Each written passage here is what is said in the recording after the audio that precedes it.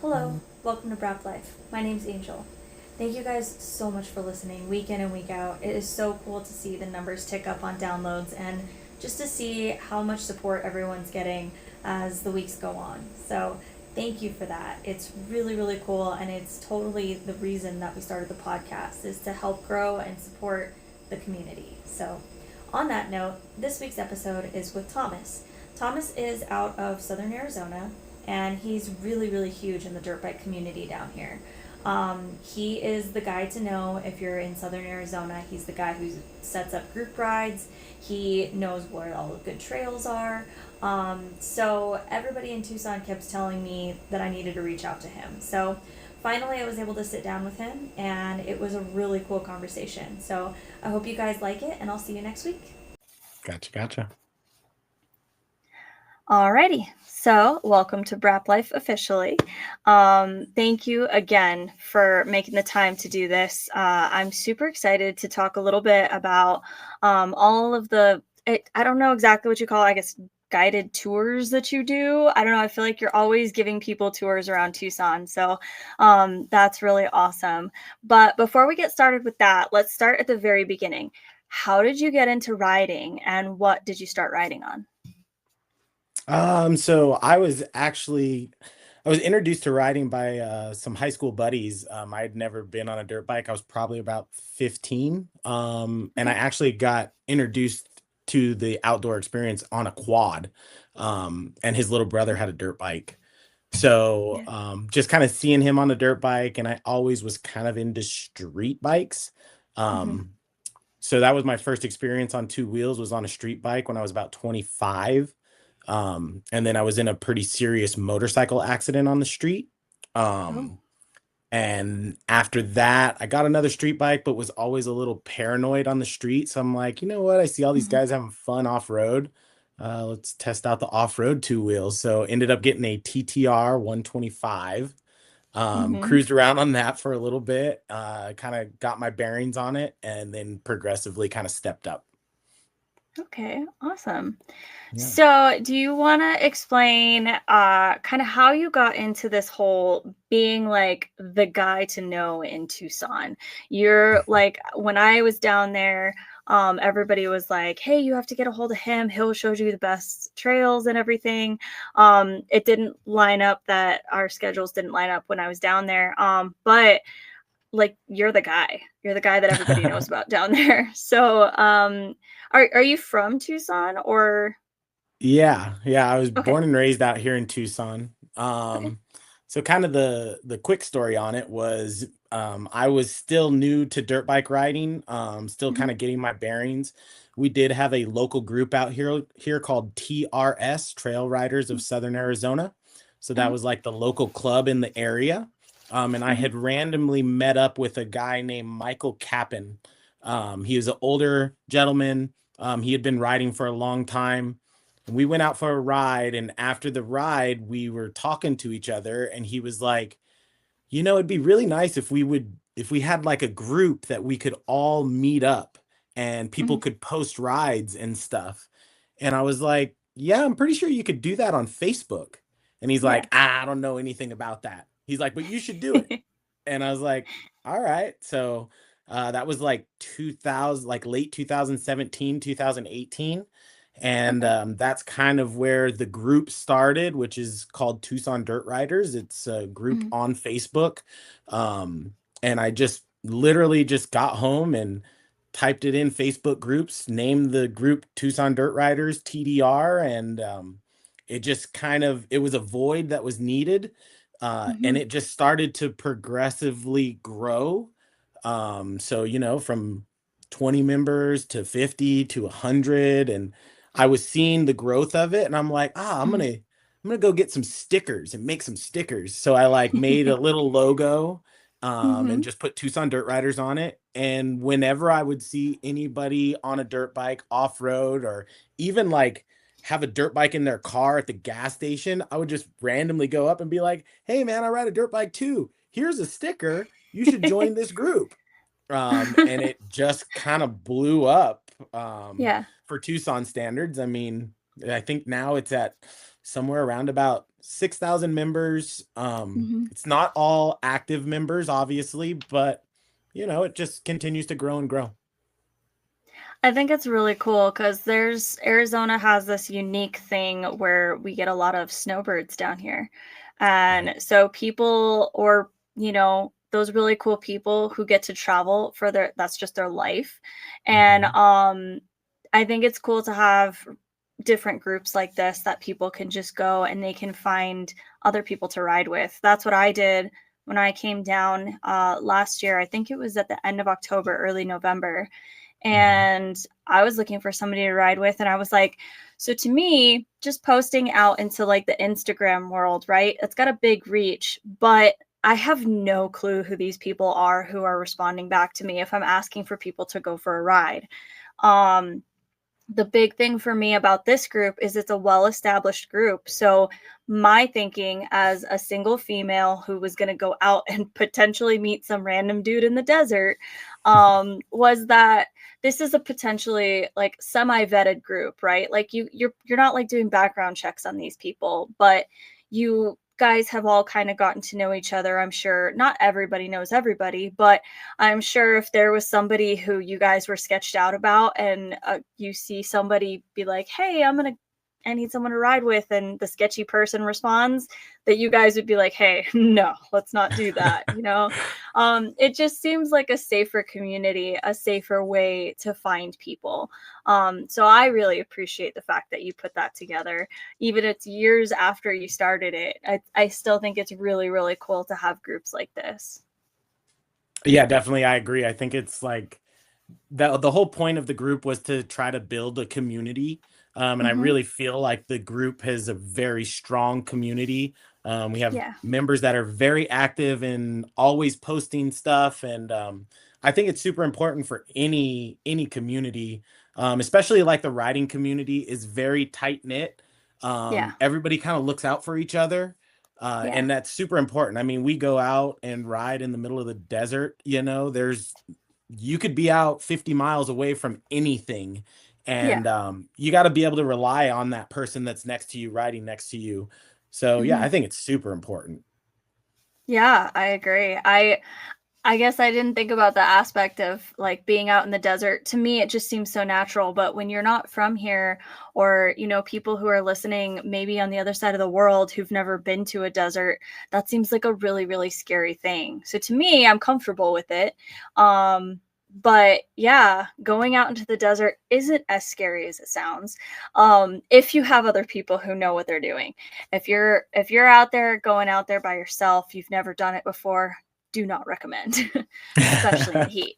Um, True. but but yeah, this is really cool. This is actually the group that I met Todd Kelly through, and we went out for a ride out in Reddington Pass. Um, Awesome. it was super, super cool. And he and I have been in contact since then. We've only ridden the one time together, but it's been really cool getting to see him and his Covey. I Hmm. had no idea what that thing was when he showed up with it. I was like, what is this bike? He's always got um, some pretty cool bikes and they're really dialed yeah, in. So yeah, good yeah, guy to know. exactly. But then I also met like my friend Shelly and my friend Ashley, and so it's cool to just kind of have that community, like you said, community around off-road is huge. So I have more of a specialty around hard enduro, but the off-road community in general is pretty much the same, where everybody who, in my personal experience, everyone who doesn't do track is really nice and very helpful. There's a couple bad eggs here and there, but overall, people are very, very helpful and they look out for you. So I think that that's really cool. I have been alone on trails before and run into other dirt bikers, and they're like, hey, are you okay? Like, what's going on? It's weird to see a small person on a big bike by themselves. So, um, but I think it's great. Like you said, we have to take care of each other. For sure. That's what it's all about. That's like the whole reason of the group was like, man, I don't want to ride alone. And Hmm. in my opinion, in my experience of it, it's always better if you can ride with someone. It's Hmm. safer. you just kind of start to create a bond with that person. Even if Yeah. you're on different skill levels, like I've never Mhm. had a problem. When I started out, I was completely new to the sport. I struggled on a lot of stuff. And luckily I was able to link up with people that were able to kind of foster a passion for it, and Yeah. teach me how to be a better rider. So I feel like it's my kind of duty to pass that torch along to them, and just continue to, teach people. Mhm. I've gotten with, I'm not sure if you know Ryan Wells, Yeah. Arizona Dirt Bike Training, right? So Mhm. we kind of teamed up together, and we did a big dirt bike camp out here, and it was for adults and kids. We had a Mhm. massive turnout, ended up being great. Everybody had a good time.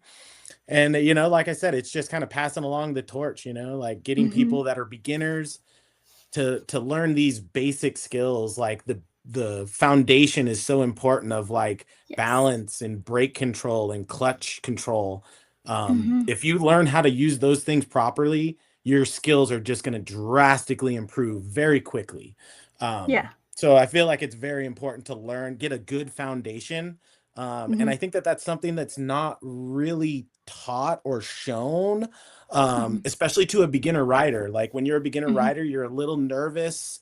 You don't really know necessarily what you're doing. So Yeah. it's hard to go up to somebody and be like, hey, can you show me how you stood on your bike for 10 seconds in one spot? But those are Yeah. important skills. Yep. I always say, so for me personally, I did my first clinic probably about 15 hours, 10 to 15 hours into riding ever. It was over the course of like 3 years. Mhm. But I was, here's your clutch, here's your brake, go. And I didn't know that there was technique. I knew that some people stood and you're supposed to stand, but I didn't Yep. know like there was anything to it. I didn't know there was a way to improve. I thought you just had to go out and ride. And Mhm. I found out about a clinic. And it just happened to be with Graham Jarvis. So I was on a TTR 125 and I showed up to this clinic and I had no idea what I was doing. I thought I knew how to ride, or I thought I was like learning how to ride. And I was like, I don't know what any of this stuff is that you're talking about. Like, he's like telling me to slip the clutch and I'm like, I don't know what that means. And he's like, use your rear brake. And I was like, I have a rear brake? Like what? So Yeah, like it was just crazy to me. But the amount of stuff that I learned was a total overload because I was so new. yeah. And I think that, like you said, it was scary. And then on top of it, it's Graham Jarvis. So like there was the star factor to it where I was like, this man is yelling at me because he's trying to talk over the bike, right? Yeah, yeah. But he's also like riding next to me. I can't control my own bike to save my life. And I'm like, oh my God, I'm gonna like send my bike into this dude and I'm gonna be responsible for breaking him. Like, oh my God. So like I completely like get the nervous aspect, but I think that it's really important, and that's something that I talk about a lot too, is that after that I learned foundational skills are super important.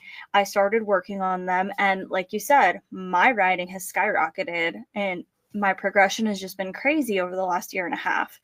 Um, I have a lot of things to work on.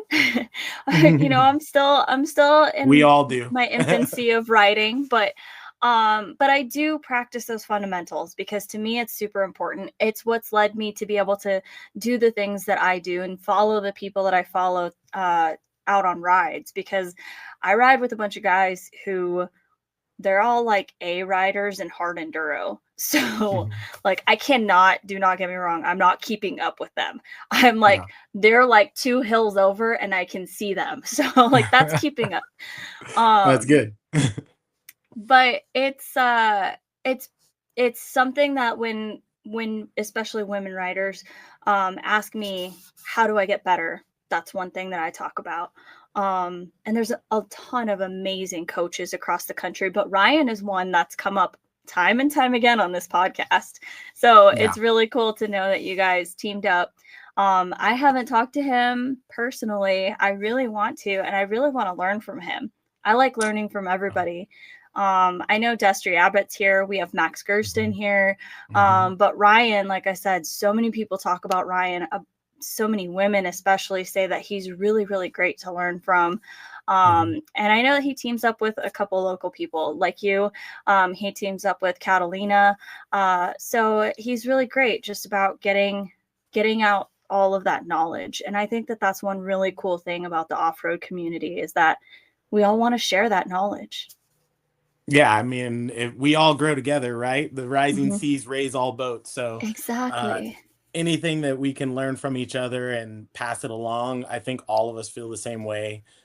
Just Yeah. speaking on Ryan, I mean, he is a very patient Mhm. teacher, and he can watch you ride and understand where you can improve. Yeah. And I think that that's a key. It's not just a base level, this is what you do, check the box, like he Yeah. will watch and learn and talk to you and break it down so you understand. And I Mhm. think that that's a key with any good coach is being able Mhm. to break down where the issues are and Yeah. then capitalize. This is how you fix that issue. This is what's happening. Do you feel it? That's Yeah. important too, is recognizing like I do feel that this is not working, and then Yeah. okay, this is how we correct it, and then you correct it. So Mhm. getting a good coach is definitely important for sure, for any type of growth in any aspect of life. So Yeah. Yeah, I love that. Um, I how did you stumble across Graham Jarvis training class? I mean, those don't happen very often. I was living in Minnesota and he just happened to be his first time out there. Ah, So I don't know, the stars aligned. yeah, yeah, yeah. But yeah, he was out there. I think he did like 2 days of clinics. And Mhm. I showed up on like the second day and I was just like I was so nervous, but I knew who he was. I've been watching hard enduro since 2014. Okay. Um so like I've been watching it way longer than I had a dirt bike. I didn't get a dirt bike until 2018, 2019, something like that. And Mm. so I started watching it. I'm crazy. And I saw Erzberg on TV and I was just like watching them go over all these rocks and stuff. And I was like, I'm going to do that one day. I don't even know how to ride a dirt bike, but I'm going to do that one day. And here I am, like 10 years And next thing you know, later. you're at Erzberg.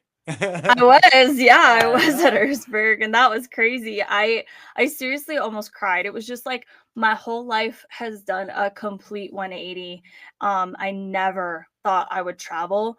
I never Mhm. thought I would go overseas. I figured if I ever travel outside of the country, it'll probably be like Canada or Mexico. And Yeah, yeah. so for my first time out of the States being Austria, well, technically I flew to the Netherlands first, but my Yeah, first yeah. real time was Austria. Um, that was mind blowing. And to watch that race in person, see all the people, feel the hype, like we talked about the off-road community, it is so like it's multiplied out there. At that event, Mhm. everybody was so nice. Oh my God, everybody's just constantly smiling and it's like a festival but around dirt bikes. Yeah, yeah. It's definitely a good vibe out there for sure. Mhm. Yeah, I absolutely love it. But you talked about I'm terrible with acronyms because there's so many that I know. Um Mhm. so T is it TSA? T TRS was the TRS. That's yeah. what TSA. Yeah, yeah. I was Yeah, flying. no worries. Um There's a lot of anyway, acronyms out there for sure.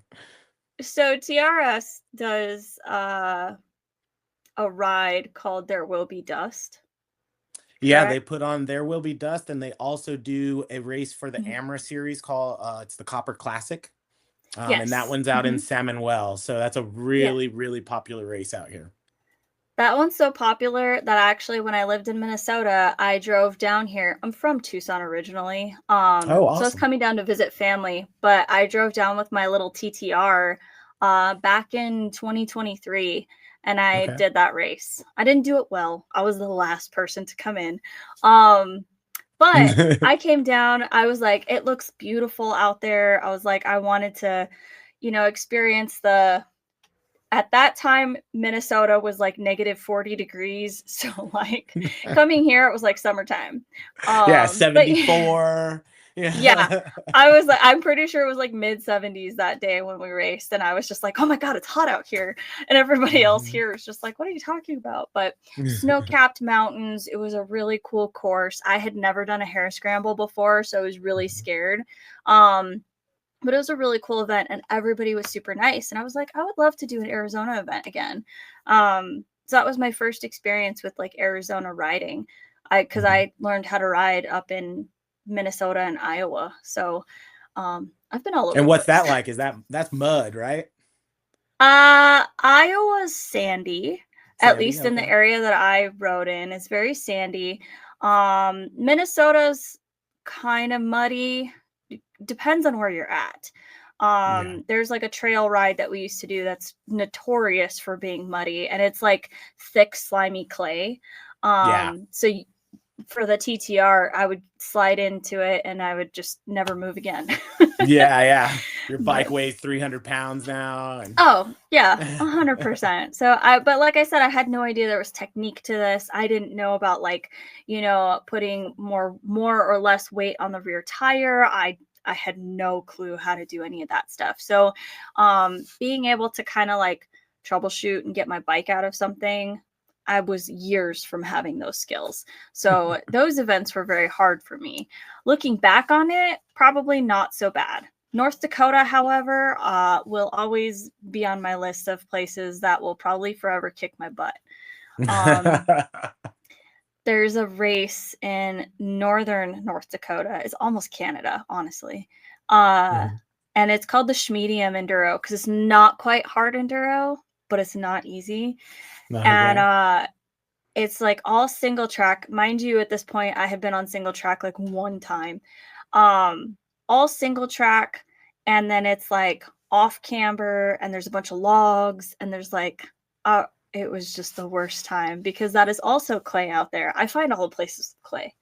Um, I'm seeing a repeating pattern. yeah, because the Yeah. North Carolina was the same thing. I'm just now realizing I find all the clay.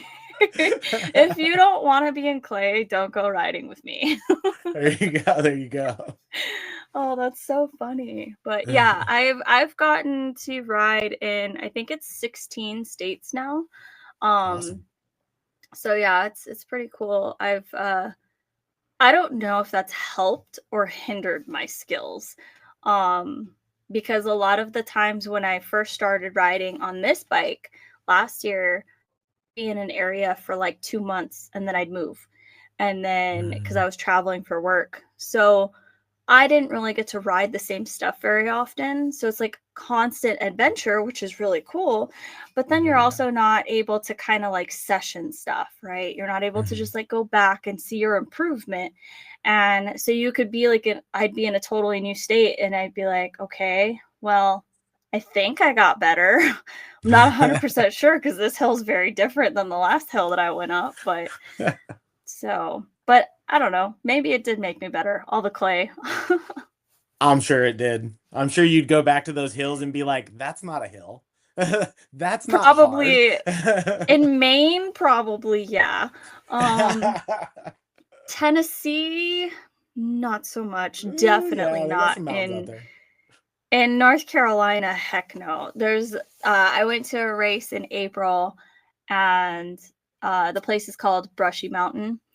And I had ridden at Brushy several times before, and I was like, I'm going to do this race because I kind of know Brushy. I know most of the obstacles that I'm going to be coming up to. But Mhm, again, the whole clay factor, it rained for days leading up to the race. mhm. And so I was just like, I love Brushy, but it is so difficult to ride when it rains. So I had so much fun though.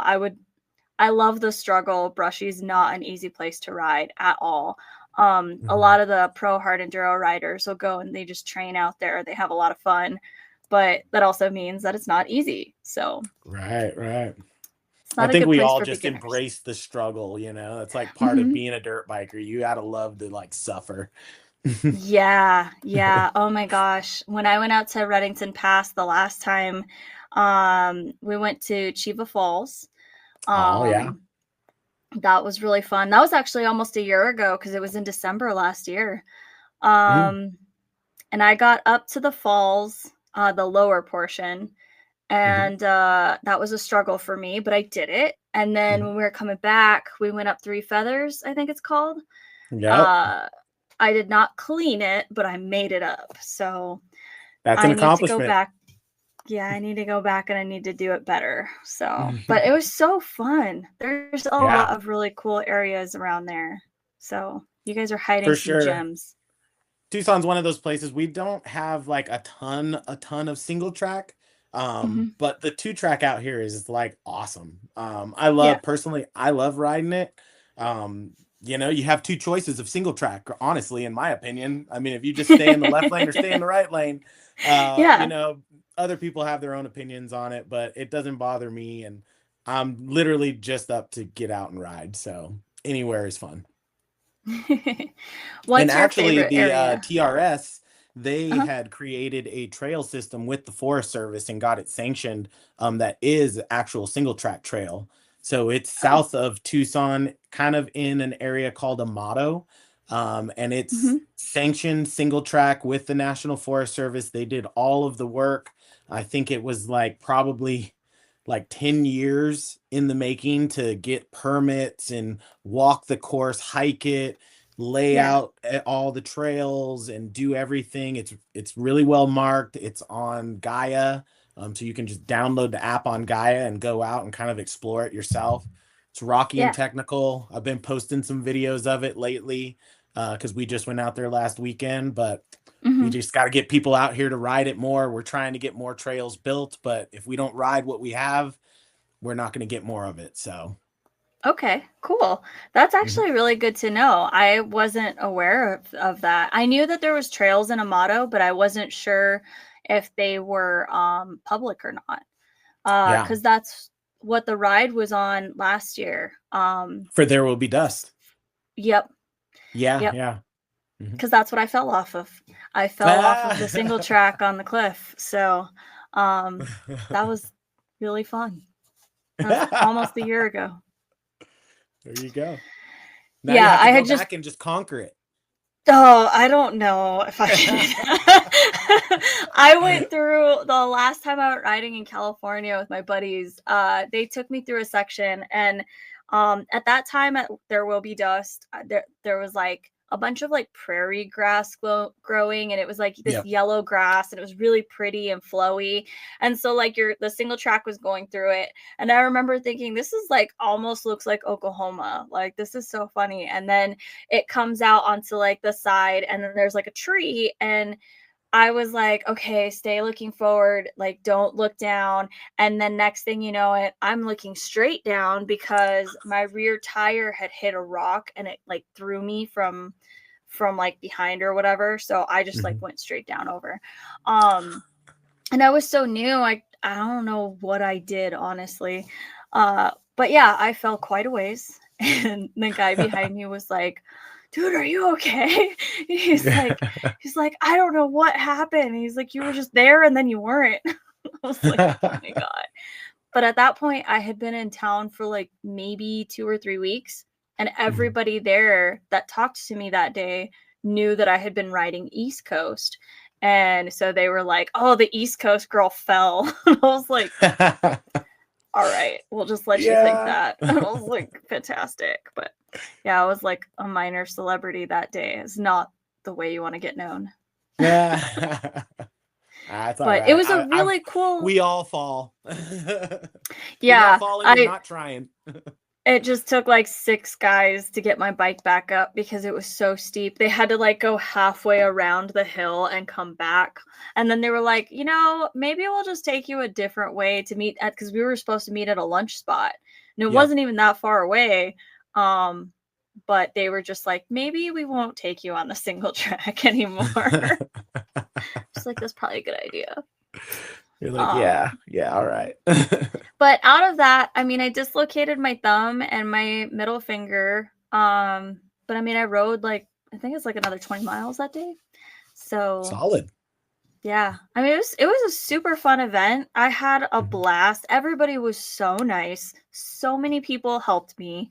My bike was a little beaten up and people came over and were like fixing my hand guards and everything. So everybody just was super, super awesome. So it was a really good event. I am not going back this year though. I think I think it's in Patagonia this year though. Yeah, they Um, usually try to change it around every year. So I mhm, think last year was in Red Springs, the single track mhm. trail system in Amato, and then I think this year it's in Patagonia. So they kind of flip flop it around and always try to Yeah. change it up. So Yeah, it's really cool though that they have those options. A lot of times when trail rides happen, it's the same place every year, and maybe mhm. you change a little section or two.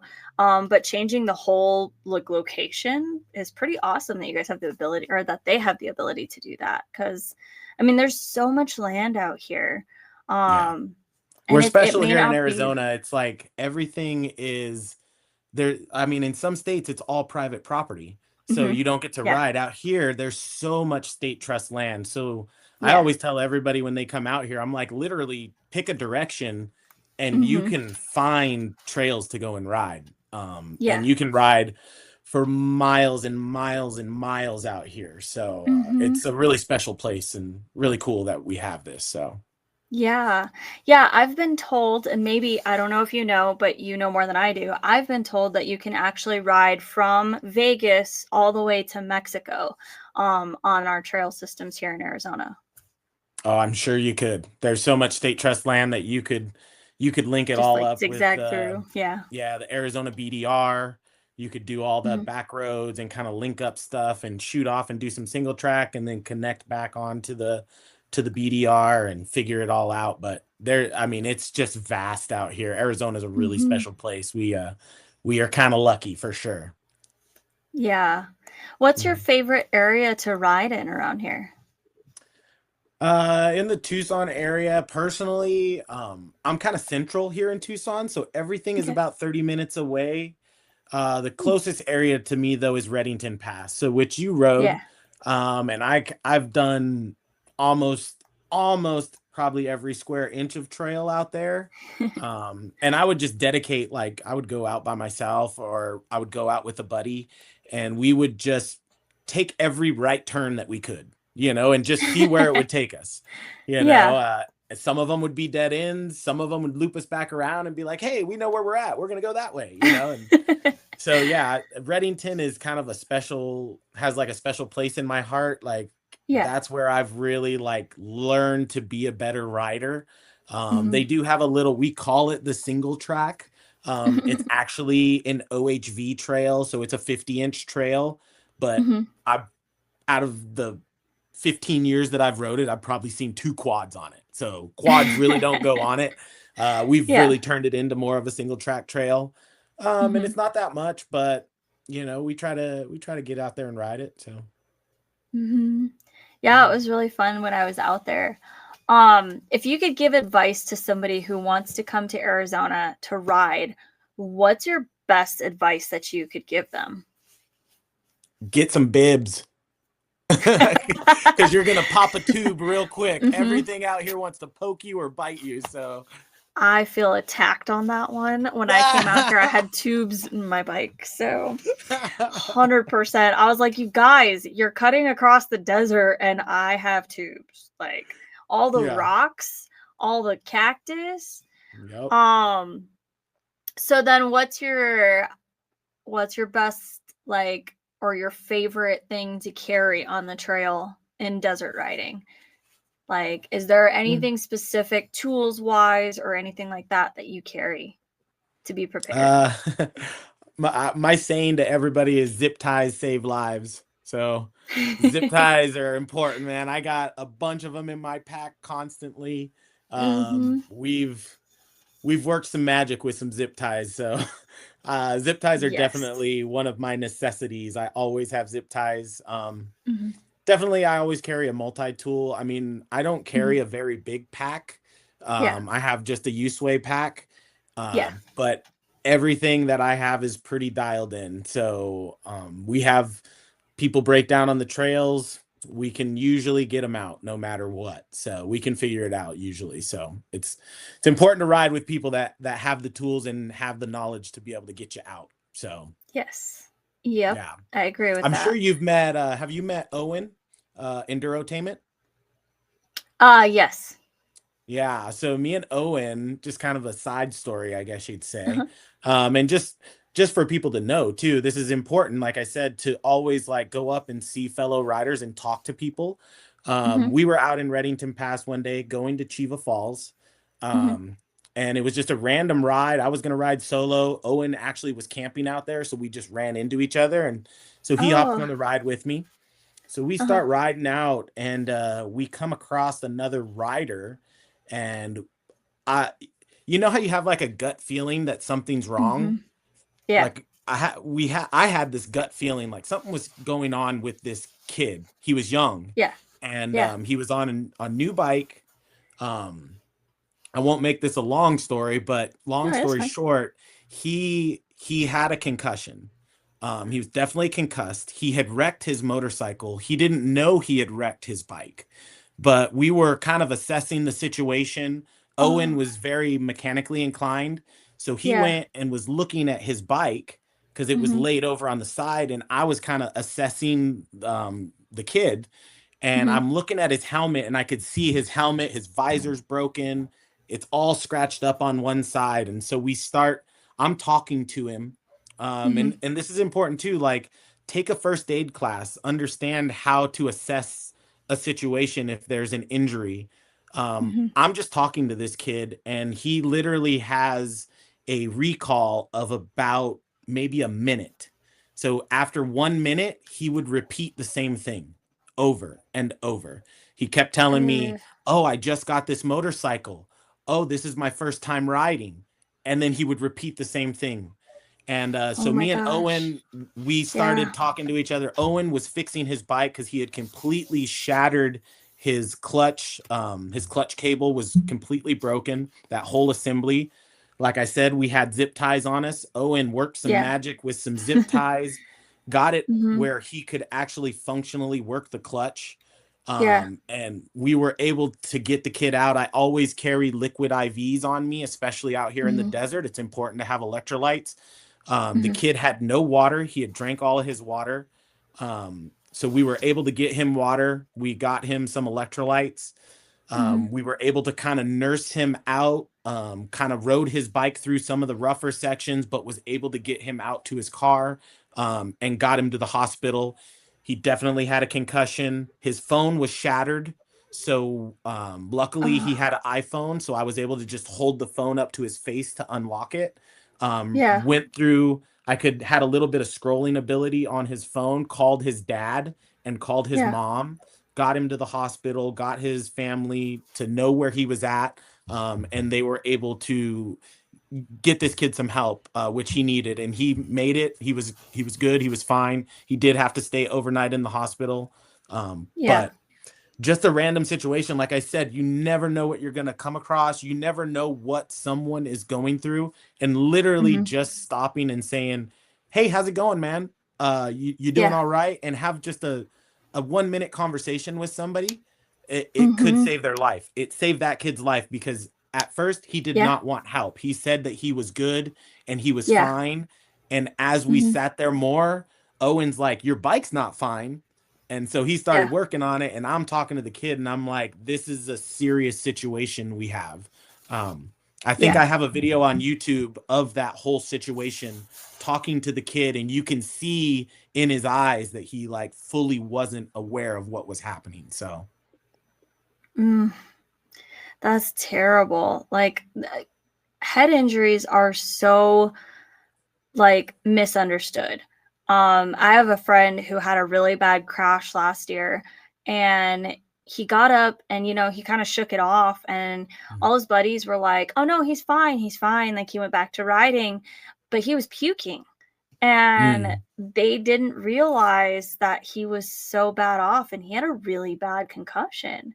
Um mm, I think a lot of times, especially in our sport, pushing yourself is like kind of the thing to do. You know, you get up from an injury. Oh no, I'm fine. I'm good. And then you keep going. You know, everybody wants to just keep riding. We all have such limited time to do it that we just want to do Mhm. it as much as we can. So I know I've done that before where I fall and I like hurt my like arm or something. And I'm like, no, I just want to keep riding. But then later I'm like, oh, I kind of wish I hadn't, you know, like, um, Yeah. but head injuries can be so devastating. And I have a friend who she got a concussion and it was pretty bad to the point where it took her like 6 months to get back on a bike because Mm. she was just that bad.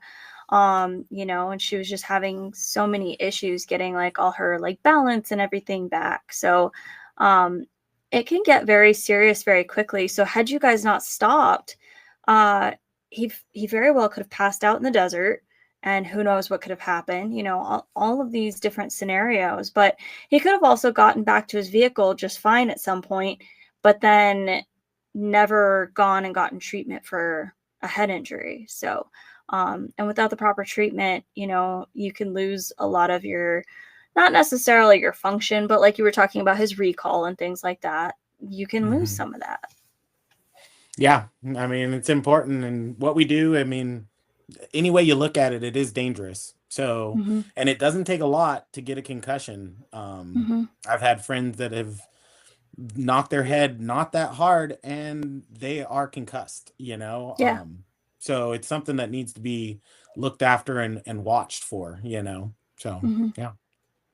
Yeah, I agree. Anytime, especially if you're knocked out, especially if you've hit and to the point where you're having like a lot of pain or like ringing in your ears, things like that. Those are some of the big things.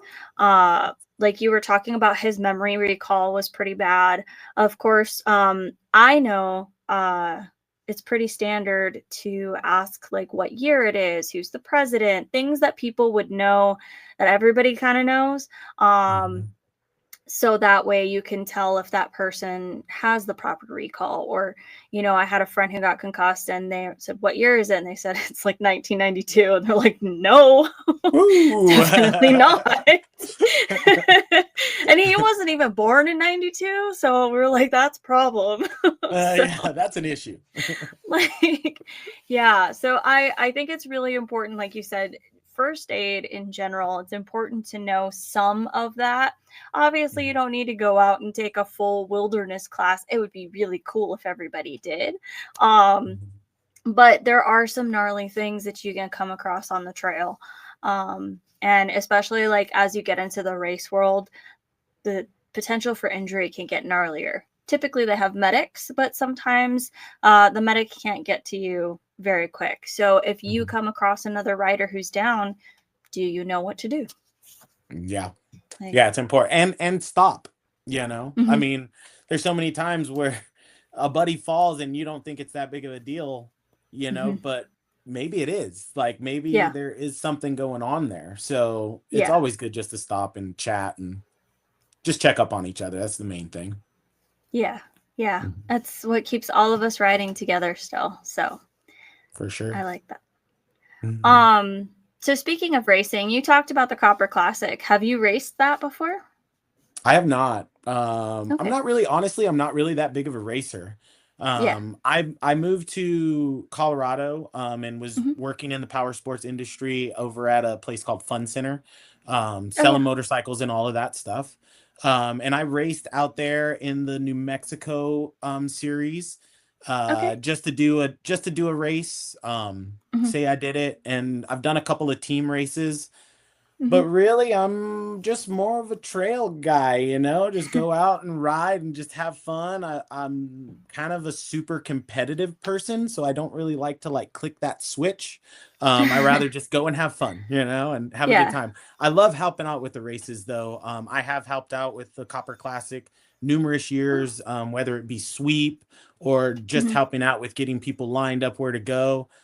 It's mhm. always a good time to help out with the little kids too, seeing them with their big helmets on their heads and their little bikes and they're just bobbling around going around the course.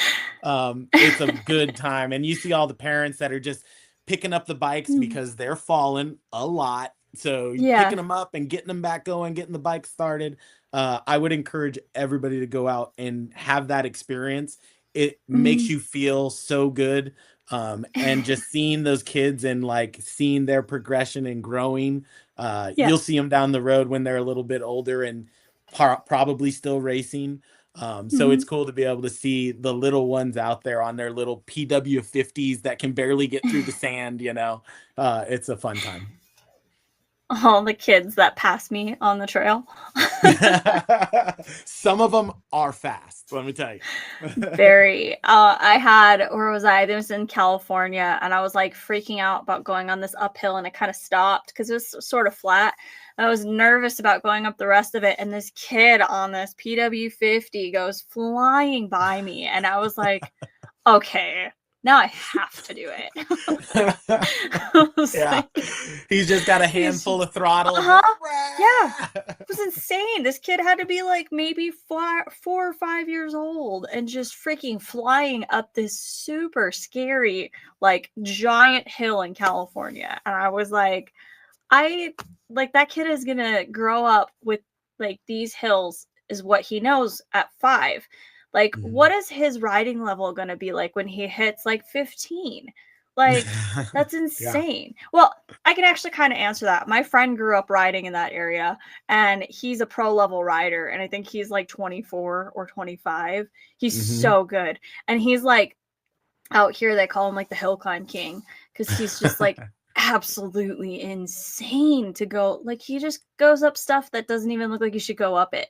Like, Yeah. I've seen him in person do it. I'm like, there's no way. There's no way. Like, he's just right up there.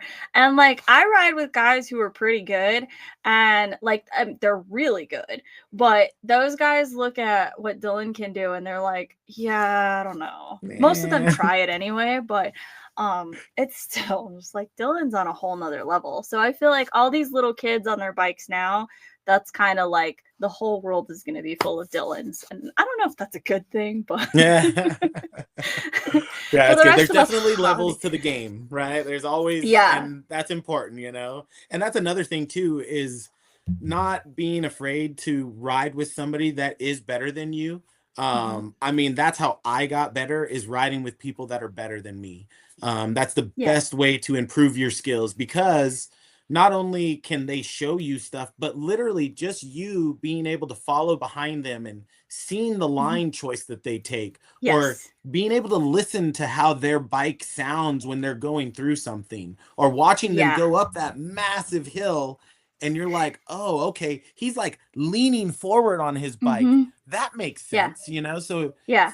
things start to click when you can watch somebody do something that maybe you're not able to do, or maybe is above your Yeah. skill level, but maybe it'll Hmm. give you the confidence to try that, you know? Or even if it doesn't give you the confidence to try it, at least you witnessed it and you're like, that is possible. So maybe Hmm. this hill over here that I'm struggling on, I know that that's possible. I can do that, you know? So Yeah. Yeah, that's definitely. I don't think I've ridden with people at my skill level like ever. yeah, I yeah. think And I've that's always, probably why you're improving so quickly. yeah, I've always been with people who are better than me, but I did a lot of media stuff, for example. Like I did a bunch of media at a Jarvis clinic, for example. So I have tons of video of this man doing demonstrations, which is awesome.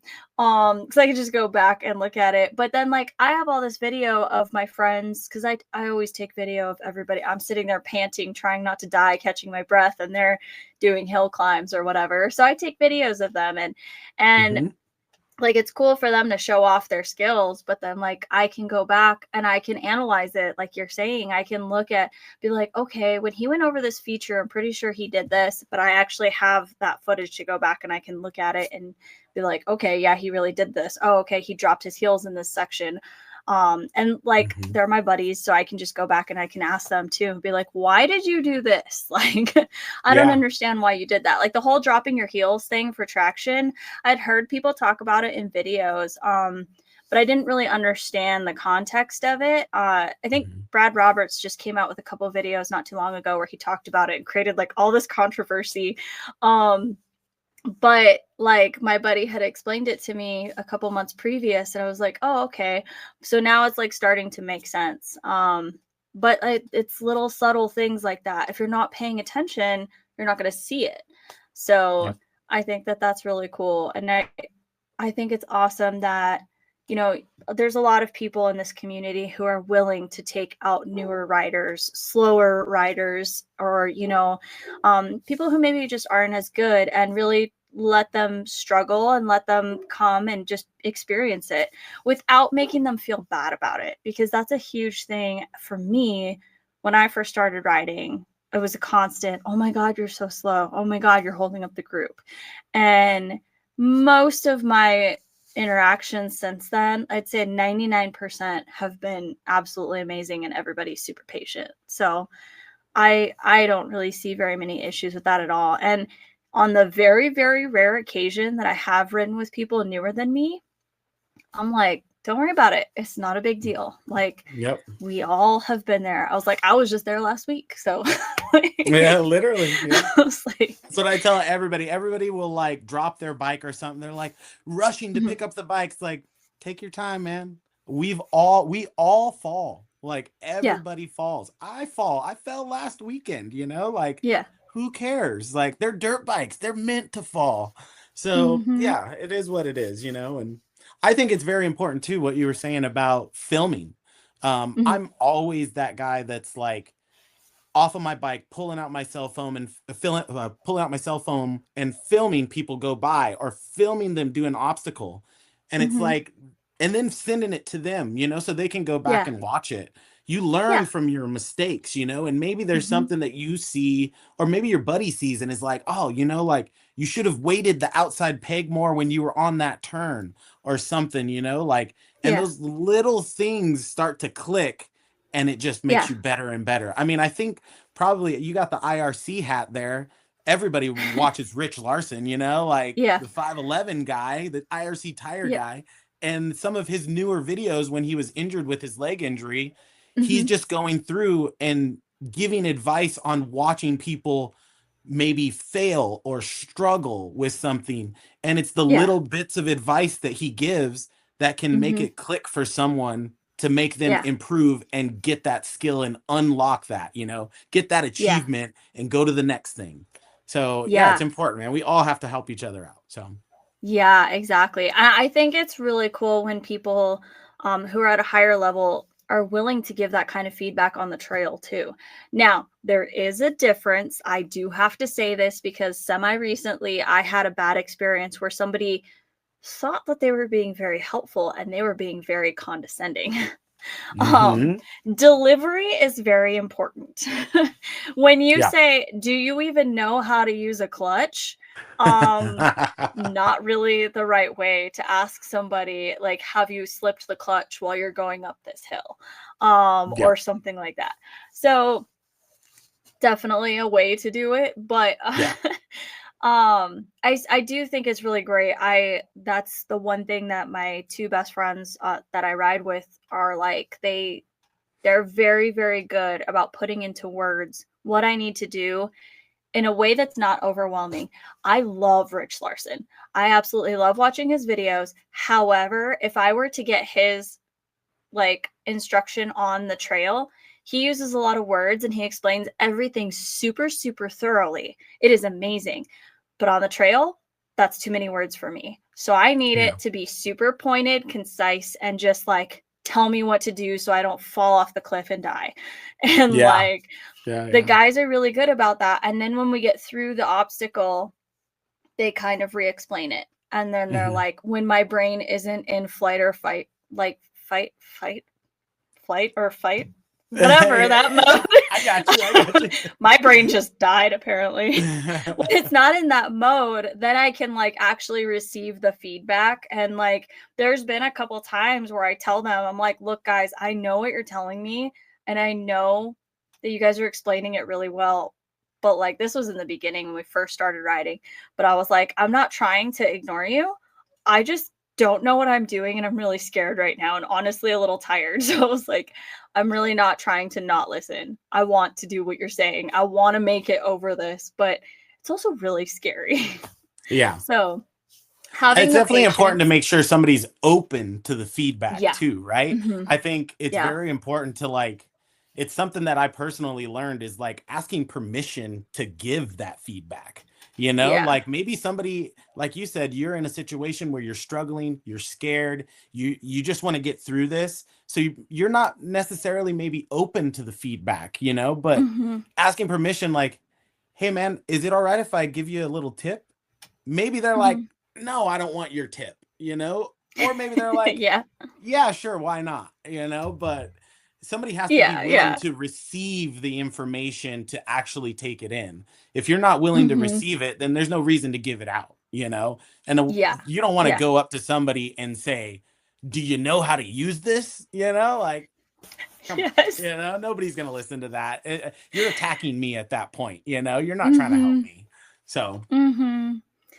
Yeah, yeah. I think it's really, really great. I've managed to find mostly good people, who yeah, my one buddy and I have gotten really comfortable riding together now, and he'll just kind of like post up kind of near me and just watch me struggle because they're kind of taking me and letting me kind of start getting into some hard enduro stuff, or mhm. they take me to stuff that they know I'm uncomfortable with. They're really great about pushing my limits.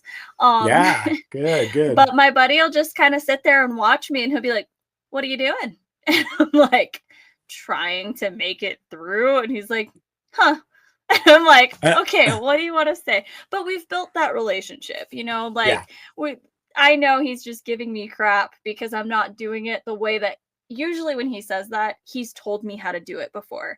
And he's like, Mhm. you didn't listen to me, sort of thing. Yeah. But again, we've built that relationship. I think that that's different than going out with somebody who's brand new. If somebody who I've never met before were to do that, I'd probably be Mhm. like, excuse you. Yeah, But totally. so again, delivery is very important, I think. But I think, like I said, most people are really good about it. Mhm. And that's been one thing that I've had to try and navigate riding across the country is I'm going with people who I don't know. I am doing everything they tell females not to do. I'm going out to the woods and to the desert with random strangers I meet on the internet. Yep, So yep. Props to you for doing it. yeah, Not it's a all little would. scary sometimes, but I bet. um one thing about being out here Mhm. is the terrain in Arizona is so varied. So I'm up in Kingman right now. Okay. And I feel like the riding up here is very different than the riding in Tucson. Yeah. And like the area that I rode in Phoenix the first time was mile markers. Oh, yeah, I've And been there. that is gnarly. Yeah. And then I've ridden in Apache Junction, which is totally and completely different. Those are Mhm. for people who don't know. So Tucson's in southern Arizona.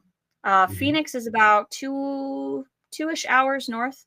Yeah. Um, so mile markers is on the west side of Phoenix, and Apache Junction's on the east side of Phoenix. So they're probably about, factoring in traffic, probably 2 hours, but really like an hour. Yeah. Yeah. Phoenix traffic, gotta love um, it. yeah, but the terrain is so different within that hour of travel. Mhm. And there's other places to ride around there too, but those are just the ones that I experienced. And then really in Tucson, I've really only ridden at Reddington Pass and then just kind of out randomly in the desert Mhm. in South Tucson. And then I rode at Amato. Mhm. Um, but here in Kingman, which is, what am I, 3.5 hours north of Phoenix. Yep. I'm closer to Vegas for those Mhm. listening. Um, so out here, we have marble rocks all over the place. And it's like everything out here is really technical. And Mhm. so it's really hard to ride out here. We have a lot of like decomposing granite, and it's just like it's really gnarly out here. Um, at least in the places that I've gone so far. Mhm. I haven't done too much exploring because I am by myself most of the time. I've recently made some friends here that ride, so I'm going to start exploring more. But it's just kind of crazy how varied it is. I would love to be able to just go back and ride in a Reddington Pass all the time. Like that's my kind of riding. Like I love the Yeah. rockiness, like the ledges and everything. Like Mhm. like I said, Three Feathers was so much fun. Oh my God, it was amazing. I would love to keep doing that. It is not like that out here. Yeah, I'm sure those marbly rocks and like scree Mhm. fields and everything else. So, and it's funny Yes. because all of my, well, not all, but most of my experience was in the desert. And then when I went and worked up in Fun Center, that's in Durango, Colorado. So you're Mhm. high desert. Within 30 minutes, you could ride 12,000 foot elevation, and you're hopping Whoa. logs, you're going over tree roots, and it's technical, tight, single track, big Mhm. exposure on some of these trails, steep climbs. So it was like a Mhm. learning curve for me to understand like how to use my bike to the best ability to get through some of these sections, Yeah. so it's always different everywhere you go, and everybody struggles with different aspects of the riding. So I mean, I Mhm. was really good at riding through rocky technical sections, but then you throw me on this like super tight, extremely exposed single track, my heart's racing. I'm like, oh my God, if I fall to the right, I'm dying. Mhm. So it's just like getting comfort levels in different styles of riding. The best thing to do is try to experience it all. Yeah. It's all good. Yeah. Yeah, I was really nervous on single track after last year's ride. Um, Mhm. so I fell off of that little cliff and I was deathly afraid. I was like, I don't want to do exposure. And then I found out that the Southwest United States is all exposure. That's pretty much all we have out here.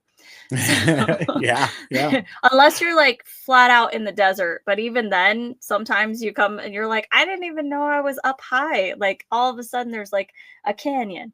And Yeah. it's scary. But um yeah, I well, I guess this year I've started doing single track again. The boys took me in February and I had been very honest and I told uh the guy who was leading the group, I was like, um, yeah, so my two things that I kind of want to stay away from, it's okay if there's a little bit, but like single track and exposure. And he's like, okay, yeah, cool. And then we ended up on this trail and we kind of get over this little ridge. And I just was like, I can't do this, you guys. We were already too far gone. But it's a spine trail. And I was Mhm. like, oh my God. And I was like, okay, I just have to get across this. I can see the other side. So it's gonna be fine. And so I get across that, it's fine, go up, and then there's another one. And I was like, okay. So, and then I go to cross that, and then there's another one. And then, oh, and now there's single track going uphill and it's really rocky and like there's exposure. And I was like, oh my God. So it was just like getting worse and worse and worse. And it was really funny because I always joke with him about this. I'm like, Cody had said, we're going to take a leisurely trail ride back. And to be fair, this was the first time I ever rode with him. So, but I had ridden with a couple of the other guys one other time. So I was like, they're good. Like, they're not going to take me anything crazy. No, Cody, Cody leading, I pretty much know that if he's leading, I'm going to have a really hard time. It's going to be fun. Don't get me wrong. The guys aren't going to Right. let anything happen to me, but it's definitely always a challenge. So, but I It's didn't know type that 2 at that fun. That's time. what we always say. It's type 2 fun. Exactly. You Exactly. struggle, you suffer in it, and then when you get back to the Mhm. truck, you're like, that was the best time. Exactly. Oh, I was deathly afraid. We got to one point where we got to the top of a hill and the guys were like, "Oh, like, look, check out this view." And I literally just sat on my bike and I was like, "Nope, I'm not getting off. Just look down. I'm not looking around." I was like, "I'm going to eat my bar." And I literally handed one of the guys my phone and I was like, "Here, take some pictures for me so I can look at it later." I was like, I'm not doing this. It was so funny looking back on it. And like, I haven't been back to that trail yet. I have no idea where it's at. Um, I kind of want to go back, but at the same time, I'm like, I don't know if I've improved that much.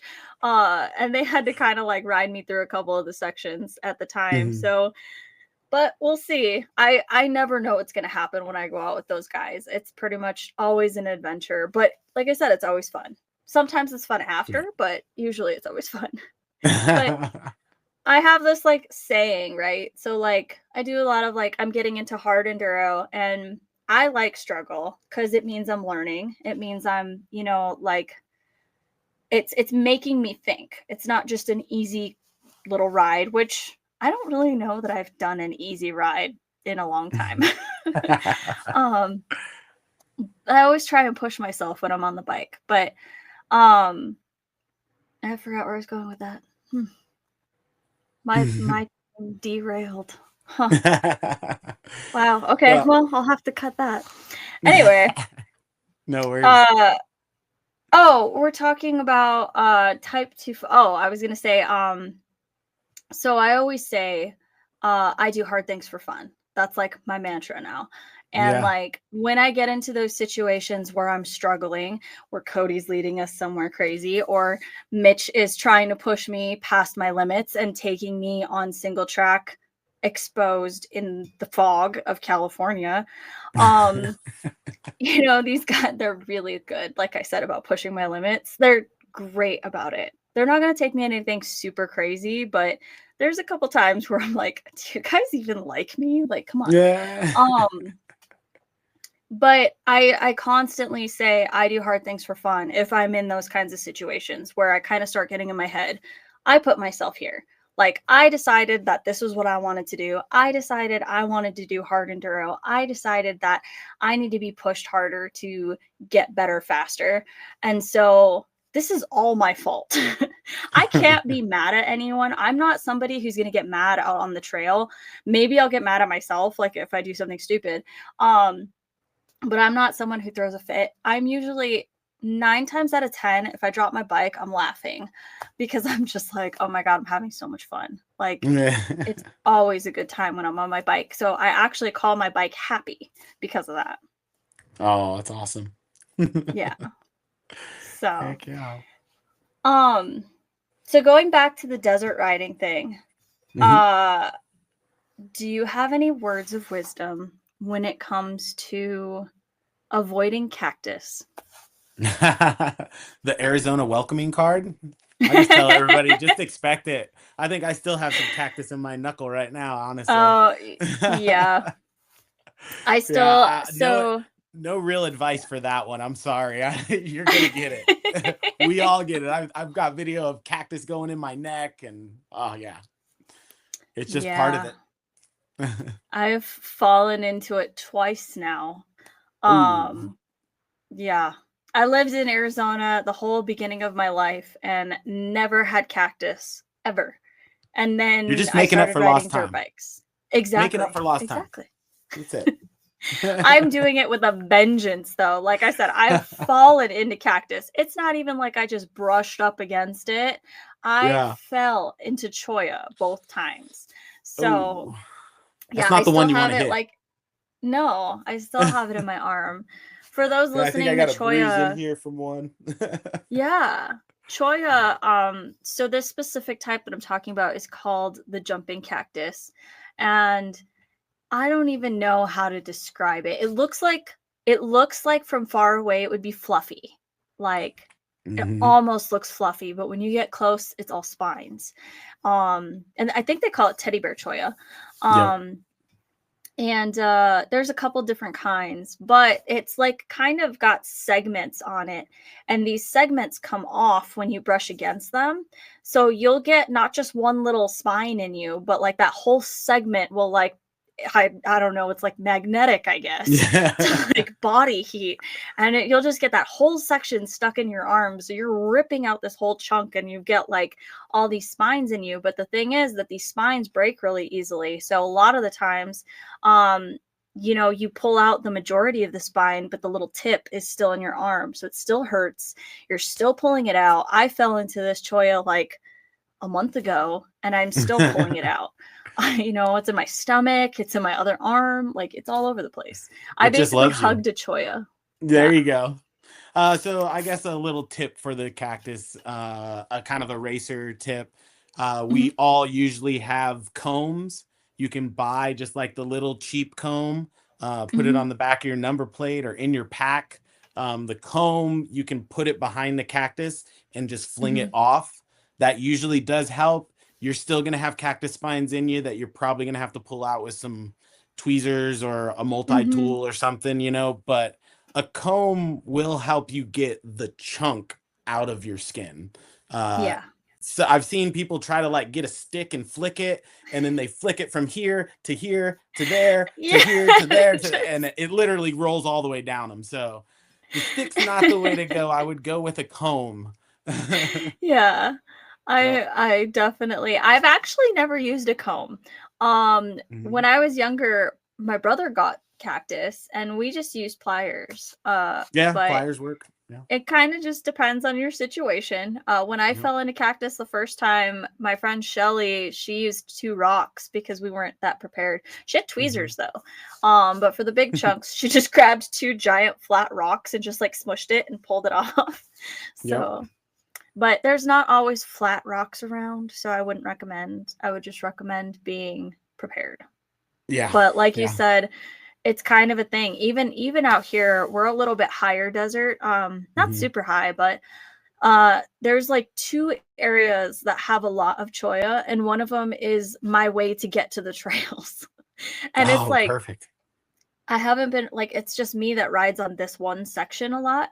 And Mhm. so if I'm not riding a ton in this area, then the cactus starts to kind of grow and push in and I'm just like, "Stop it."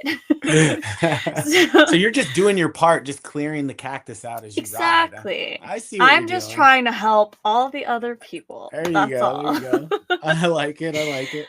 I think that there's a bunch of sadists who created the trails around here and like in mile Hmm. markers it's like a field of cholla and there's Yeah. like a couple sections that you just go through this field and it's super tight and it's like Hmm. you're like this like they say like keep your arms out.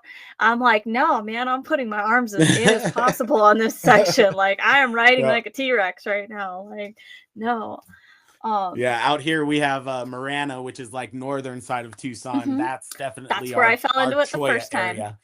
Yep, Mhm. yep. I was gonna say that Yeah. single track through there winds you right next to the Choyas. So you better Yep. be on point, have hand guards, wear some protection. You're gonna get it in Mhm. you. So Mhm. Yeah, not overly fond of these trails being so close to the cholla. Like we couldn't go around it. Like come on. no, no, it wouldn't be fun. I feel like it would be. But, what do I know? I have seen though, my issue has been cholla. I've seen people full on hit barrel cactus though. And Oh yeah. like those poor cacti are getting knocked out of the ground Well, let me because they're tell you, not very don't run deep. into a saguaro. The saguaros are sturdy. They'll knock you Oh, right off. yeah, I can imagine. Like I didn't even think about that being a thing. Um, I've seen it once or twice, and it didn't turn out well for the person on the bike. So, mm, I feel like the only now that I say this, it's gonna happen. We don't have saguaros up here, so oh, there you um, go. but I feel like the way that I would end up in one would be like if I like flew off my bike, like if I like slid out in a turn or something and I just like flew into the cactus and just like smacked up against it. And I Hmm. feel like I would be like Velcro then. And I'd have to like push myself off of it. Oh, that sounds terrible. Oh, Yeah, the not fun. pain. Yeah, No. everything out in the desert wants to poke you or bite you. Mm-hmm. Hmm. Yeah, that's the other thing. So for people who are listening, I personally have not run into any snakes out on my rides. Have Hmm. you run into a lot? And if so, like what do you do to avoid them? The snakes don't want to mess with you. Definitely ran into a lot of them. Hmm. Black rattlers are actually in the Reddington area, which is a really rare snake, like timber rattlers. Hmm. But for the most part, the snakes, they know that they can't eat you, so Hmm. like they're literally just going to protect themselves. Yeah. Just don't mess with them. They don't want to be messed with. You don't want to mess with them. Just ride by them. We get videos and pictures of them and stuff, but luckily a rattlesnake let you know that it's pissed off, and it'll shake its tail and rattle at you. Just step away. There's no reason to Yeah. mess with them. They don't want to be messed with. So, Hmm. yeah. I think the biggest thing that I learned when I was younger, when we used to go hiking, is that if you're gonna, especially if you're in the summertime, um, if you're gonna go sit down under the shade of a tree, always check where you're gonna sit. Yeah, for sure. Look Or around, on a be rock. aware. Mm-hmm. Yeah, Yeah. for sure. And if you see lizards, you're probably gonna see snakes. True. They're always out there hanging out. Are they, so do you guys have snakes still right now? Because it's started to cool off, at least up here. We're hitting in Yeah. the 40s at night out here. Mhm. So Yeah, they're kind of in like their little hibernation mode right now. I mean, Mhm. every once in a while you'll see one, but for the most part, they're kind of tucked away. Summertime is Yeah. definitely peak season for them. So yeah, you got to watch out in Okay. the summer. Yeah, Mhm. definitely. Um, well, cool. So one of the questions that I like to ask on this podcast is if you had, like, money wasn't an issue, it's a fully sponsored trip. If you could go anywhere in the world to ride, where would you want to go? Oh, I've always wanted to go to Romania. Like check out the Ooh. Romaniac Trail kind of Yeah. area. Just go and ride some of that single track stuff. I don't It's just always ever since I've seen that the Hmm. Romaniacs, it's just like, man, that'd be epic to go and ride there. So Yeah. yeah, that would definitely be a place to go. Awesome. Yeah, Mhm. that's a good one. I like that one.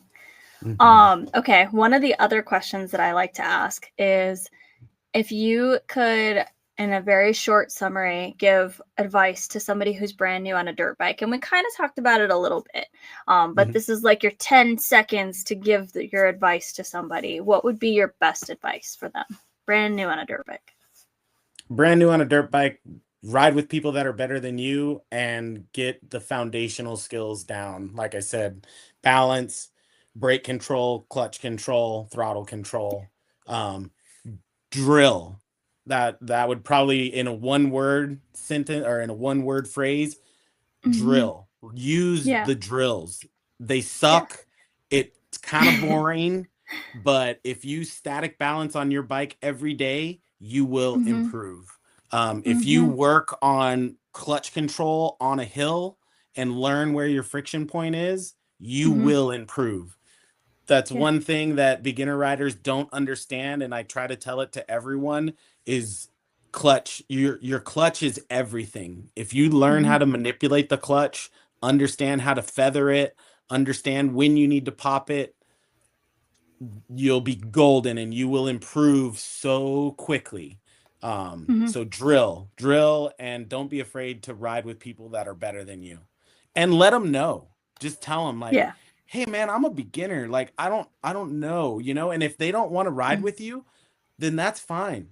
But you'll find somebody that's willing to show you. Just like I said, that's how Mhm. I was. I was a Yep. beginner rider. I didn't know anything, but I was able to link up with a couple of guys that were better than me, and it Yeah. just made me improve quicker. Just like you're doing. You're Yeah. riding with people that are constantly better than you. I guarantee you that you're improving way faster than if you Yeah. were just going out by yourself and just putting around. These guys are Yeah. pushing your limits. It's important to do that, and that's how you really Mhm. improve. So, Yeah. Yeah. I mhm. love that.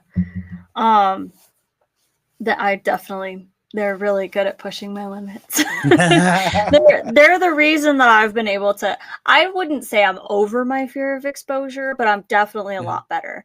Yeah. Last year when I moved out here, I was very scared of downhills, Yep. and I've been spending a lot of time in California, and the hills out there are unreal. And so Yep.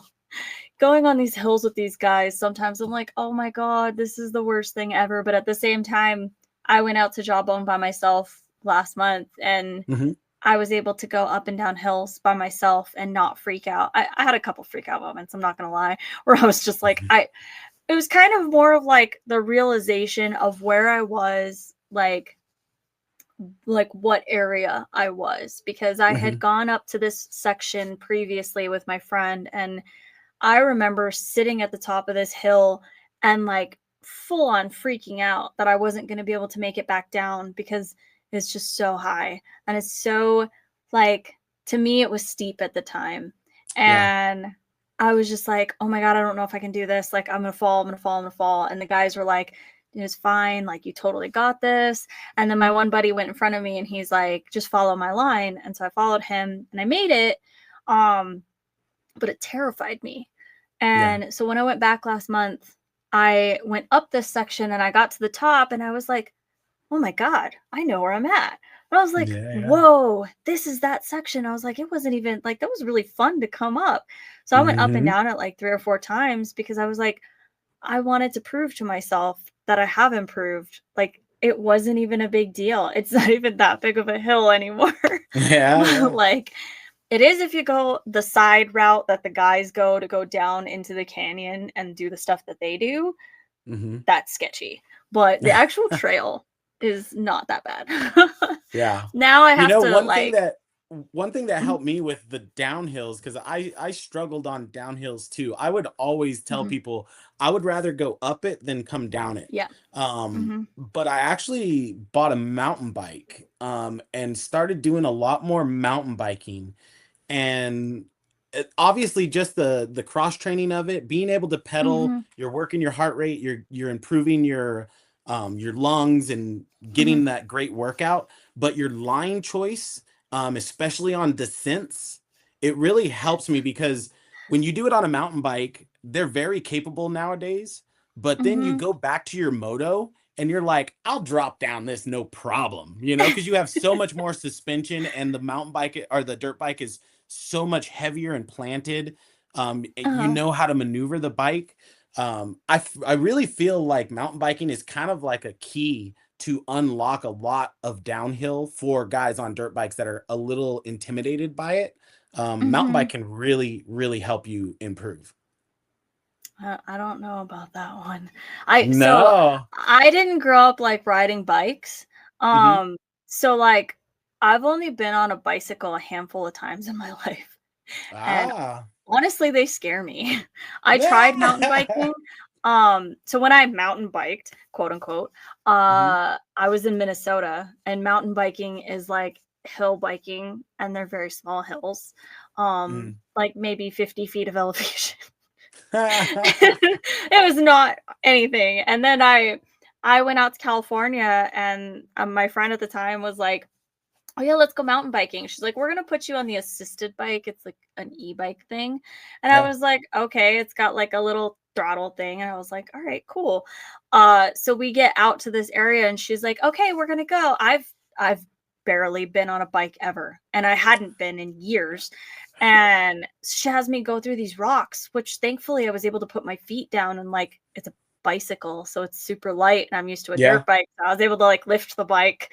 But I was like, when we were coming back, we went down that same section and I fell hard, and I messed up my knee for like 2 weeks. And I was like, it wasn't even that hard of a fall. But because I'm used to having the bike and I know how to fall on the dirt bike, I don't know how to fall on a mountain bike. I wasn't wearing like pads. I had a helmet on, but I didn't have gear. I feel like when I'm on the dirt bike, I feel like I have a suit of armor on, and then like the bigness of the dirt bike makes me feel like supported, I guess, or like more confident.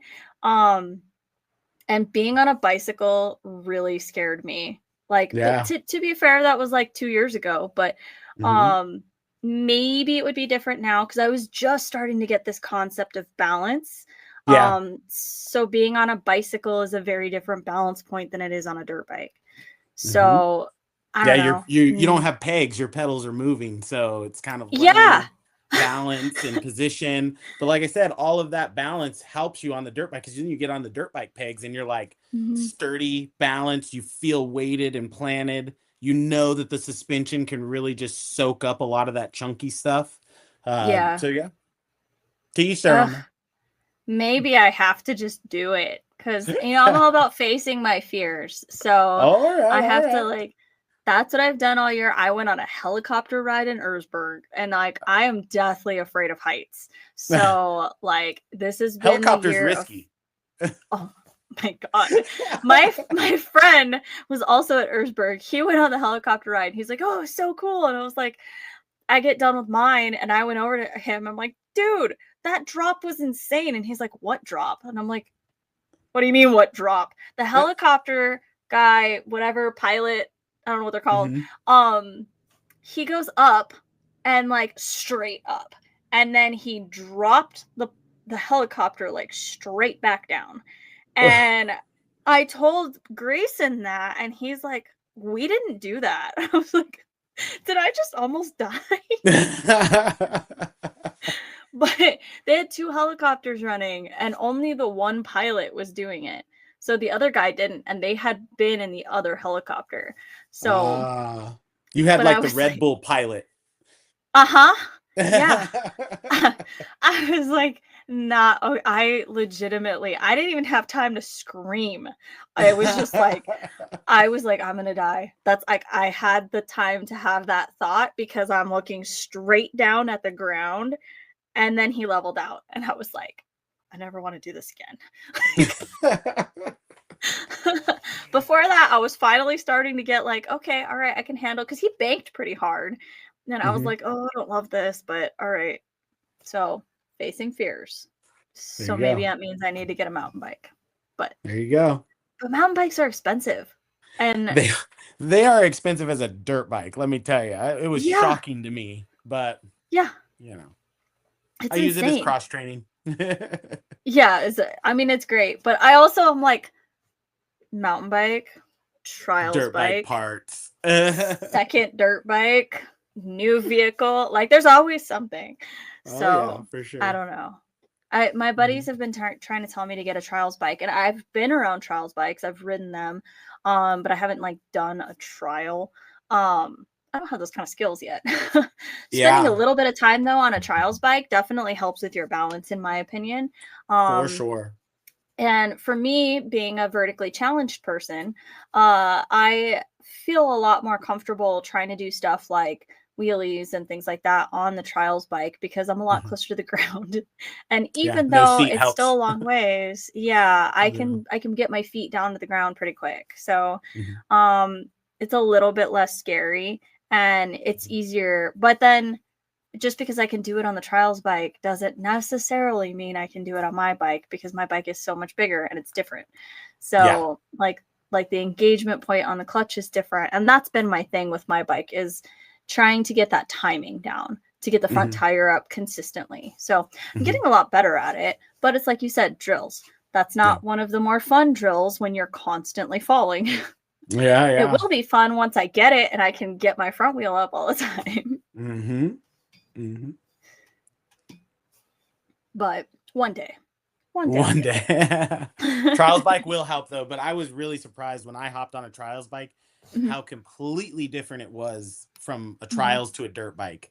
They are not the same really at all. Like the clutch engagement, the way how you pop the bike is a lot different. The balance point is completely different. But great. If you have the ability to hop on a trials bike, I would definitely suggest that to all riders. They're super fun. And they will help you improve very quickly. So, I mean, if you notice, all of those top hard enduro guys all have a background in trials. So there's a reason. Like Graham Jarvis, Billy Bolt, Cody Webb, all of these guys, they all have a background in trials. So that tells you something. There's something to it. I don't know what it is, but there's something to it. Awesome. Well, in our last few minutes here, this is your time to give any shout outs or thank yous that you have. Oh, thank yous. I would like to thank Michael Kappen. Literally that day kind of like sent my whole world on a different turn. I would like to thank everybody in the Tucson Dirt Riders group that's joined it and participates in it. It's a passion for me. I do all of these group rides for free. And it wouldn't be happening if people wouldn't show up. So people showing up to these events that I've put on, buying the t-shirts that I've made, all of that stuff. I'd just like to thank the group for that. It's important. Thank you for having me on the podcast too. Of We course, haven't had yeah. the opportunity to meet, but I think here within the next couple of weeks, we could get you down to Tucson or maybe go up to Mm-hmm. Kingman or something and we'll get a ride in Yeah. together. So it'll be fun. Yeah, as soon as my bike gets back, my suspension is on its way back right now. And as Sweet. soon as it gets back and my bike is back together, I am never going to be in Kingman on the weekends. On the weekends. All right. All right. My landlord is so funny. He's like, he calls me the go, go, go girl. Cause ever since I've been here, so I moved here in January. Okay. We are in the middle of October, towards the end of October right now. Mm-hmm. I think he's like, wow, I can't believe you've been here for 10 months. And I was like, if we add up all the time that I've actually been here, it's probably been like a month. Yeah. I have been gone almost every single weekend since I moved out here. There's literally only been maybe a month, maybe 6 weeks that I've actually spent the weekends here. So other Wow. than that, I've been in California, I've been in Utah, I've been in New Mexico, I've been to the East Coast, I've been all over the place. So, Mm-hmm. but after the beginning of the year, I'll be spending a lot more time in Southern Arizona, and then just kind of see where life takes me. I guess I'm hoping by spring I'll be back in the East Coast, but we'll see what happens. So. Uh-oh. I don't want to Sounds be good. here for the heat of the summer again because that was miserable this year. Yeah.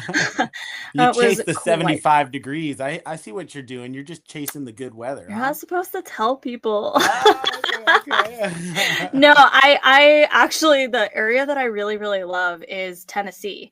Tennessee, North Carolina, and it gets really hot and humid there. Um, Yeah, but I've been. it's not sustained like here. Like it is constantly 100 and something here. There it's like 90, 80, 95, 75. And it just like it jumps around a lot more. So you're not constantly just dying. Yeah.